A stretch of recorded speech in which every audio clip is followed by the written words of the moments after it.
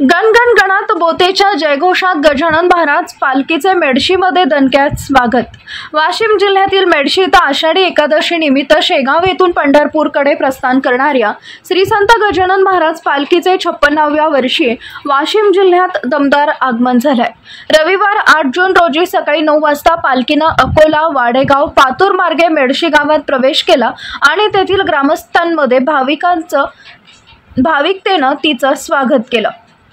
गावच्या सुरुवातीला हनुमानवाडीत पारंपरिक पद्धतीने पालखीचे स्वागत करण्यात आले। त्यानंतर शिवनेरी चौकात युवकांनी आणि महिलांनी रांगोळी, फटाके आणि आरतीनं पालखीचं जल्लोषात स्वागत केले। गांधी चौक, सिद्धिविनायक, गणेश वेटाळ परिसरात देखील भक्तांनी आरती, रांगोळी आणि जयघोषांनी वातावरण भक्तिमय केले। टाळ, मृदंग, अभंग व कीर्तनाच्या गजरात पालखी गावात फिरताना संपूर्ण मेडशी गजाननमय वातावरणात न्हाऊन निघाले। त्यानंतर पालखी वन विभागाच्या प्रांगणात थांबली, जिथे भक्तांसाठी बारी पद्धतीने दर्शनाची व्यवस्था करण्यात आली। जिल्हा परिषद शाळेत वारकऱ्यांसाठी भोजनाची व्यवस्था करण्यात आली होती, जी दरवर्षीप्रमाणे यंदाही मेडशी ग्रामस्थांनी मनोभावे केली। या पालखी सोहळ्यात पंचक्रोशीतील नागरिक मोठ्या संख्येने सहभागी झाले होते।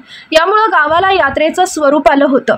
खेळणी, गाड्यांची दुकाने, खाद्यपदार्थ आदींचा आठवडी बाजारात उत्सवाचं वातावरण पाहायला मिळालं। भोजनानंतर पालखीनं ब्राह्मणवाडा, सुकांडा, कुर्ला मार्गे डवा इथं प्रस्थान केलं। वाशिम जिल्ह्यात पालखीच्या प्रवेशानंतर मालेगाव परिसरात पोलीस स्टेशन व मेडशी पोलीस चौकीतर्फे कडेकोट बंदोबस्त ठेवण्यात आला होता।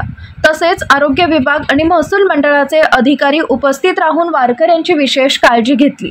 प्रतिनिधी मोहम्मद शब्बीर, महाराष्ट्र न्यूज मराठी, अकोला।